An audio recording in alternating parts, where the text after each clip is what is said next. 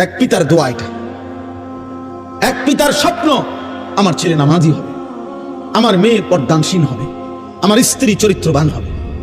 আর কিছু নাও যদি মিলে খোদার কসম কোনো অসুবিধা নেই। স্ত্রী সন্তান যদি বছরের পর বছর মাটিতে ঘুমায় তাইলেও কোনো সমস্যা নাই। আর বদ্দিন আর নাফরমান যদি কারুনের খাটেও ঘুমায়, যদি কারুনের ধনভাণ্ডারও যদি পায়, অথচ নাফরমান, বেঈমান, বেনামাজি, বেহায়া, চরিত্রবান, অথচ সে কারুনের যত সম্পদ বেটা, ওই সম্পদ যদি তোমার সন্তান পায়, খোদার কসম ওইটা ব্যর্থ, ব্যর্থ, লানতের যোগ্য ছাড়া আর কিচ্ছু না বেটা, অভিশপ্ত, ওইটা অভিশপ্ত জীবন।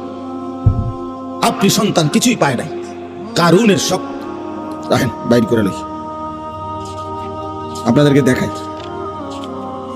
মানে কোরআনুল কারীমের মধ্যে এই কারুনের ঘটনা আছে। তো ওই ঘটনার মধ্যে এই যে আছে যে কারুন যখন রাস্তা দিয়া বের হইতো, এই পরিমাণ ঠাটবাট, সহ্য, বীর্য, অহংকার এবং চাকচিক্য জাকজমক দিয়া কারুন বের হইতো, তো তাকে দেখে আশেপাশের মানুষরা আফসুস করত, আফসুস করতো। আল্লাহ কোরআনে ডাইরেক্ট বলছে আফসুস করতো, আর বলতো আরে আল্লাহ যদি আমাগরেও কারুনের মতো একটু দিত। এই যে কোরআন শরীফ আছে সরাসরি, ফাখরাজা আলা কওমিহি ফি জিনাতিহি, কারুন তার সাজ সজ্জা জাকজমক নিয়ে বের হতো।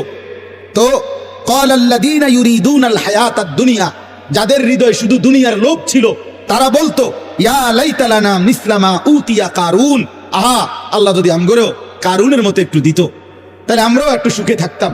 খোদার কসম আল্লাহ বলে, এরপরে যেদিন আল্লাহ কারুনকে তার সমস্ত ঘর সম্পদ, রাশি রাশি স্বর্ণরৌপ্য সহ জীবন্ত মাটির নিচে দাফন করে ফেলছে, ফাখাসাফনা বিহি ওয়া বিদারিহিল আরদা, তাকে তার ঘর সহ আল্লাহ জিন্দা মাটির নিচে দাফন করে দিছে এই নাফরমান বেঈমানকে।